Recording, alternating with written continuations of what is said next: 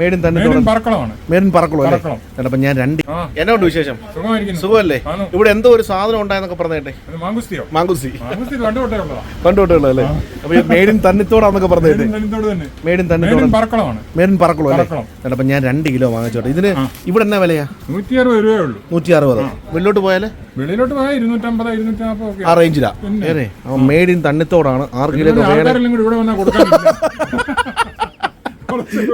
അപ്പൊ അച്ചായൻ തന്നെ ഇവിടെ നമ്മുടെ നാട്ടിൽ ഇങ്ങനെയൊക്കെയുള്ള സാധനങ്ങളൊക്കെ ഓരോരുത്തർ കൃഷി ചെയ്തല്ലേ, കൃഷി ചെയ്ത് ഇങ്ങനെയുള്ള സാധനങ്ങളൊക്കെ വളർന്നു വരട്ടെ. കാര്യം നമ്മുടെ നാട്ടിൽ നിന്ന് പുറത്തു പോയിട്ട് ഓരോ സാധനം ഇപ്പൊ തന്നെ റംബുത്താൻ ഇവിടുന്ന് ലോഡ് കണക്കിന് കയറി പോവാ. ഈ സാധനത്തിന് വെളിയിൽ ചെന്ന് കഴിഞ്ഞാൽ എന്നാ വിലയാണെന്നറിയോ?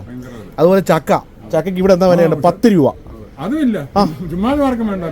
അല്ല എടുത്തോണ്ട് പോവാ. ഈ സാധനം ബോർഡറിൽ കൊണ്ടുവച്ച് വിൽക്കുന്ന 40 രൂപയ്ക്ക് 50 രൂപയ്ക്ക് വിൽക്കുന്നത് ഒരു ചുളയ്ക്ക്. അല്ല, 1 കിലോയ്ക്ക് നമ്മളിവിടെ തരുന്നത് 5-6 രൂപയാ സാധനം എടുക്കുന്നത്. ചുളയുള്ളൂ. അപ്പൊ നമ്മള് ഈ കഥയൊക്കെ പറയുമെങ്കിലും കാര്യമാണ്.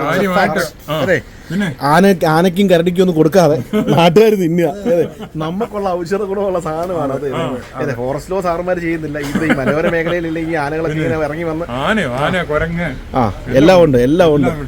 അപ്പൊ ഇപ്പോ അതിനെപ്പറ്റി പറയായിരുന്നു കാര്യങ്ങൾ. അപ്പൊ എന്തായാലും മലയോര മണ്ണിൽ ഇങ്ങനെയൊക്കെയുള്ള വിളകളൊക്കെ വളരട്ടെ. എല്ലാവരും ഇപ്പോൾ റബ്ബറൊക്കെ ഉപേക്ഷിച്ചിട്ടുള്ള പരിപാടിയിലേക്ക് മൂവ് ചെയ്ത് തുടങ്ങി അല്ലേ?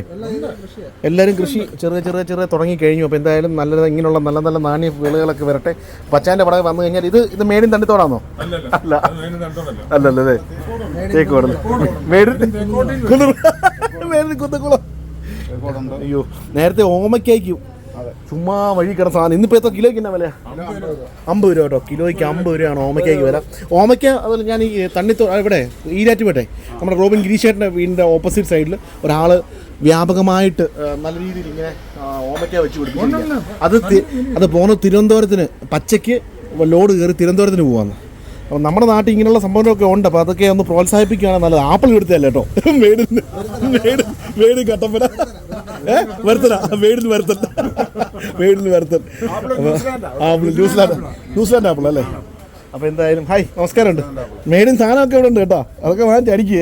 നമ്മുടെ സ്വന്തം നാട്ടിലെ ഐറ്റമാണ്. അതെ, മുദ്രയൊക്കെ ഉണ്ട്. അപ്പോൾ എന്തായാലും ഞാൻ ചെറിയൊരു വീഡിയോ ഇട്ട് കഴിഞ്ഞാൽ ഇങ്ങനെയുള്ള സാധനങ്ങളൊക്കെ ഇതൊക്കെ ആൾക്കാർക്ക് കൃഷി ചെയ്ത് സ്വന്തം നാട്ടിൽ കടകളിലൊക്കെ എത്തിച്ചു കഴിഞ്ഞാൽ നമ്മുടെ നാട്ടിലെ ഔഷധ ഗുണമുള്ള സാധനങ്ങൾ തിന്ന് നമുക്ക് അസുഖങ്ങളൊന്നും വരാതിരിക്കും. അല്ലാതെ ഈ വെളിയിൽ നിന്ന് ഇപ്പോൾ തന്നെ വേറെ സംഭവമുണ്ട്. ഈ ആപ്പിളിലൊക്കെ 4 കോഡ് 4 നമ്പറുള്ളതാണ്. 4 നമ്പറുള്ളത് ഞാൻ 4 നമ്പറുള്ള 4 അക്കമുള്ള ഞാൻ പറഞ്ഞ കേൾക്ക് 4 അക്കമുള്ള ആപ്പിൾ ഇത് ഇങ്ങനെയുള്ള സാധനങ്ങളാണെങ്കിൽ അത് ഈ രാസവസ്തു ഉപയോഗിച്ചാണ് ചെയ്യുന്നത്. 4 കൂടുതൽ 5 അക്കം ഉള്ളതാണെങ്കിൽ നാച്ചുറലായിട്ടുള്ള ഫ്രൂട്ട്സ് ആണെന്ന് പറഞ്ഞ് ഇതിനകത്ത് നാച്ചുറലായിട്ട് ഇത് നാടനായതുകൊണ്ട് ഇതിൽ അതെ നാടനാണെന്ന് നമുക്കറിയാം. ഇങ്ങനെയുള്ള സാധനങ്ങളൊക്കെ ഉണ്ട്. അപ്പോൾ അതൊക്കെ അതിനൊക്കെ വില കൂടുതലാണ്. ഈ 5 അക്കം ഉള്ള സാധനമൊക്കെ വില കൂടുതലാണ്.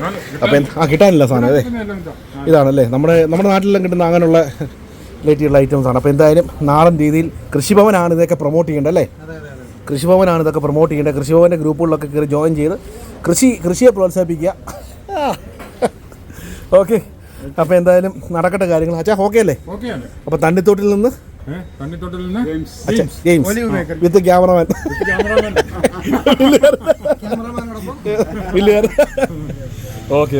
ഓക്കെ.